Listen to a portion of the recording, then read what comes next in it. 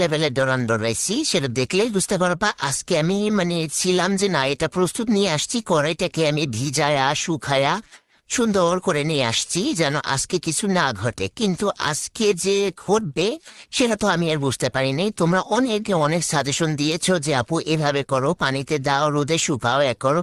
সকল কিছু প্রস্তুতি নিয়েই আসছিলাম, কিন্তু এটা যে আমার চলে যাবে, উড়ে যাবে পিঠা নিয়ে, এটা তো আর আমি বুঝতে পারি নাই। আমি সুন্দরভাবে পিঠা দিয়ে দিচ্ছিলাম, একটু পরে দেখি পিঠাটা একটু কাঁচা, তুলতে যেয়ে তারপর ভাবলাম আর একটু হোক তারপরে পিঠা তুলবো। এই ফাঁকে আমি বাটি খুঁজে বের করি।